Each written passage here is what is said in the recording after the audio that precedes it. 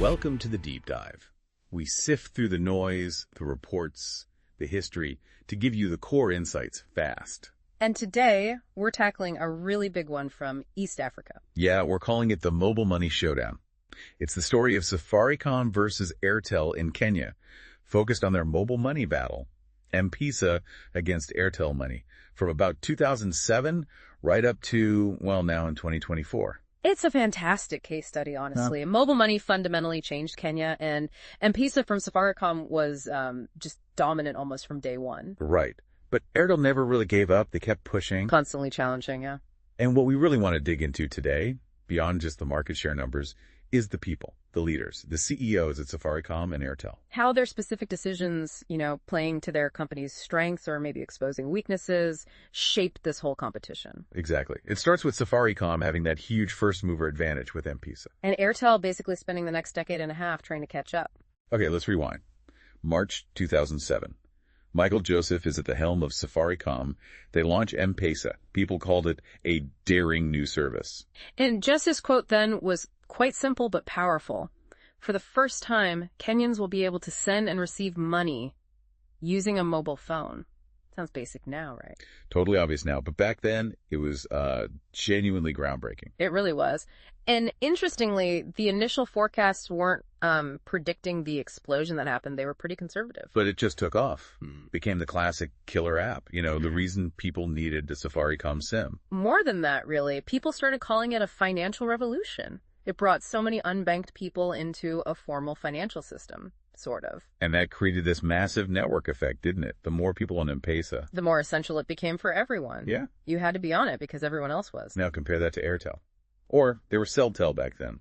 Just a month later, April 2007, they launched Socotele. Oh, Socotele. Yeah, that was... Well, it's often described as a stillbirth. Harsh, but seems accurate. Reports called it cumbersome. The fee was apparently quite steep. It just didn't get off the ground. And that failure really highlights how well Joseph and Safaricom understood the market. M-Pesa was simple, relatively cheap, so Socotele wasn't. So it wasn't just the idea, it was Joseph's execution too. He used Safaricom's existing strengths, right, the brand. And crucially, that massive network of airtime dealers they already had. They became M-Pesa agents almost overnight. That was brilliant. The speed was incredible. 2 million users by March 2008, just a year in. And 5.4 million by 2009. That kind of growth builds a huge moat around your business. Very hard for competitors to cross. And they didn't stop at just sending money home. They added pay bill. Right, paying utility bills, rent, shopping. That really cemented M-Pesa into everyday life. Joseph observed that himself, didn't he? He said something like, M-Pesa has entrenched itself in consumer psyche, fitting seamlessly into daily life. Captures it perfectly. So by early 2010, Safaricom had something like 78% market share overall, and M-Pesa was absolutely the crown jewel. Joseph's leadership really shone their vision and execution. Okay, so Safaricom's dominant, M-Pesa's king. Enter 2010. Bharti Airtel buys into the Kenyan market, installs René Meza as CEO, and he decides, right, time for a different approach. A very different approach. August 2010, they launched an all-out price war on voice calls. Aggressive doesn't quite cover it. What were the numbers again? Meza announced.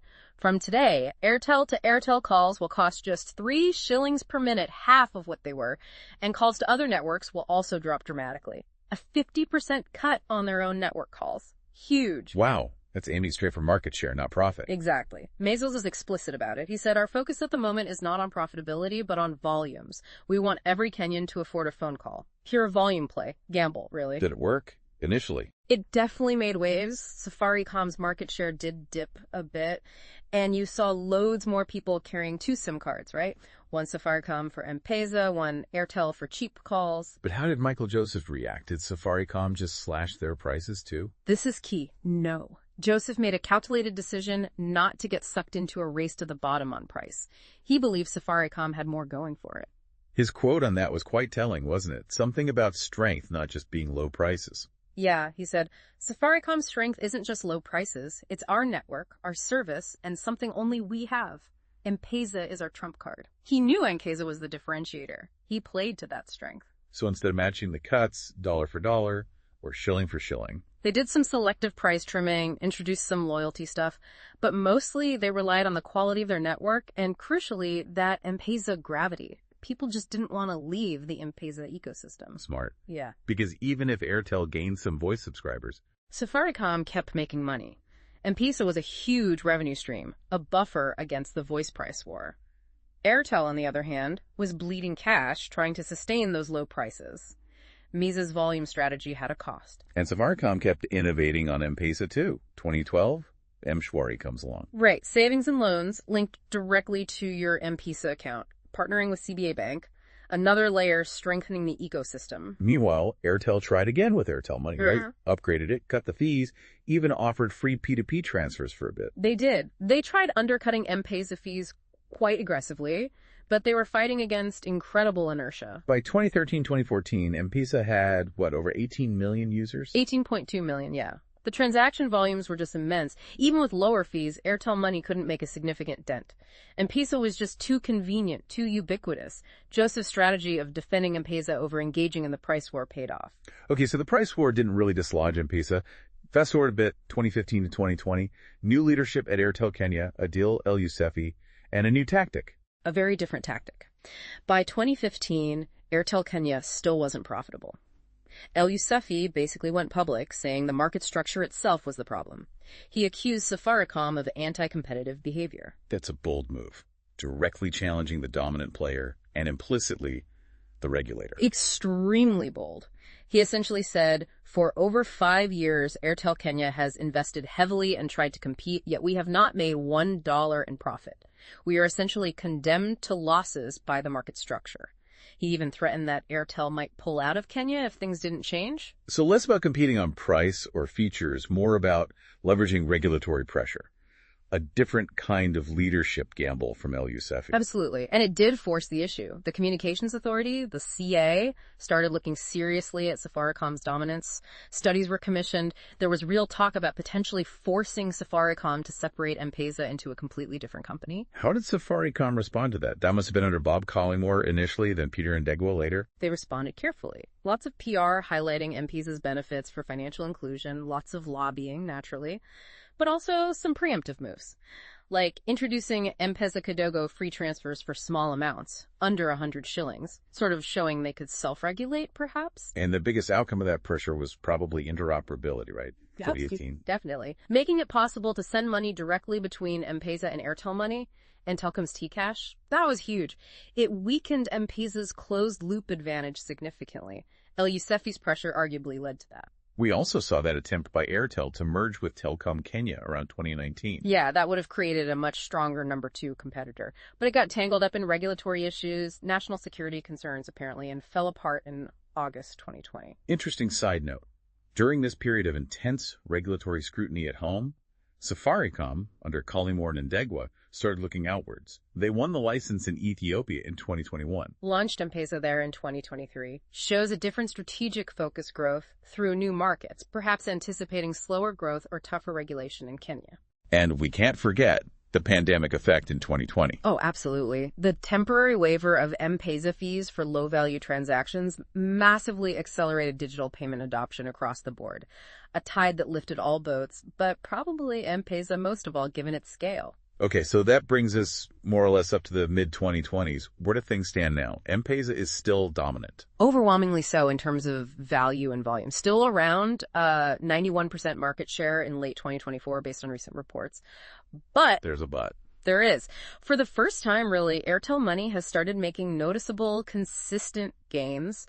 They finally cracked or got close to 9% market share. It's small, but the trend is upwards for them. Safaricom's current CEO, Peter Ndegwa, even mentioned that, didn't he? Acknowledging the slight shift. He did. His quote was something like, "Our latest report shows M-Pesa's share slid to 91%. It's slight, but the direction isn't what we're used to. Airtel is creeping up with nearly 9% share. Recognition that the needle is moving, albeit slowly." What's driving Airtel's recent progress, do you think? Is it just interoperability finally kicking in? That's definitely part of it. It removed a major barrier.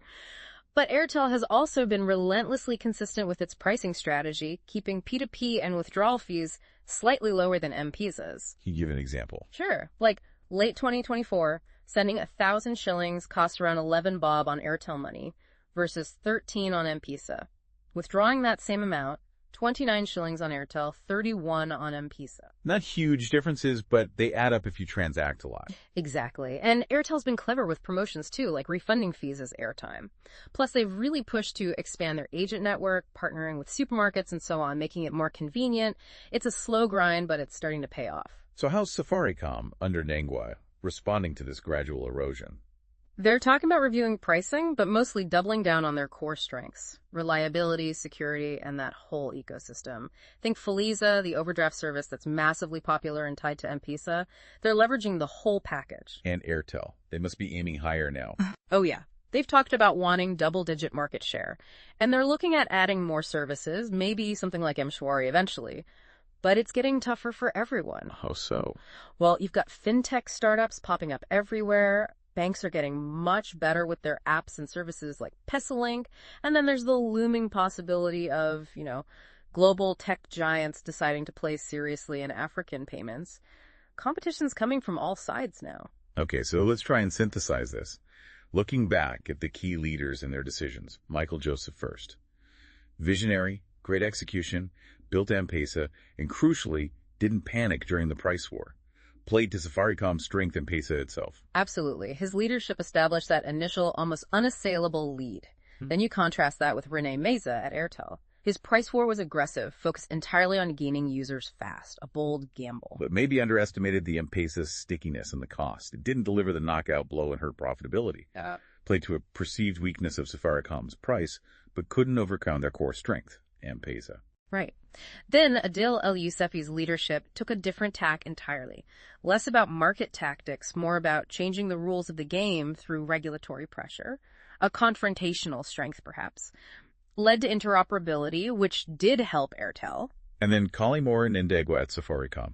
Their leadership seems characterized by navigating that complex regulatory environment, managing immense scale, expanding cautiously into new markets like Ethiopia, and now fending off this renewed, grinding competition from Airtel, adapting, leveraging the ecosystem. You definitely see a pattern. Safaricom's leadership often seems proactive, innovative, building on that initial M-Pesa advantage. Airtel's strategies, maybe necessarily, have often felt more reactive, frequently circling back to price or regulation as levers to try and catch up. Playing from a position of trying to overcome Safaricom's established strengths, which is always harder. It really shows how different leadership styles and strategic choices, tailored to or sometimes constrained by the company's position, shaped this whole 17-year showdown. So, wrapping up this deep dive on the mobile money showdown, we've seen how those critical calls by leaders at Safaricom and Airtel really steered the ship, either capitalizing on strengths or exposing weaknesses. And for you listening, there are some real takeaways here about competition and strategy. Things like, first mover advantage is huge, but you need innovation to sustain it. Right. And differentiation beyond just price is key. M-Pesa wasn't just cheap, it was useful and everywhere. Also, the power of regulation to shape a market. El-Youssefi showed that. Plus, that constant tension between chasing market share and actually making a profit. Don't forget adaptability, understanding your customer deeply, dealing with external shocks like pandemics. And maybe the importance of diversifying long-term, like Safaricom looking at Ethiopia. Lots of lessons packed in here. And let's be clear, despite the fierce rivalry, this competition has been pretty good for Kenyans, wouldn't you say? Drove mobile money adoption, improved infrastructure, probably kept prices lower than they might have been otherwise. Definitely benefits for the consumer in the long run. Which leaves us with a final thought for you to chew on. What's next? We've seen leadership change, strategies evolve. Now you've got fintech dipping at their heels, maybe big global players eyeing the market. What new leadership approaches or disruptive strategies might shake things up again? What's the next trump card going to be in this ongoing mobile money showdown? Something to watch.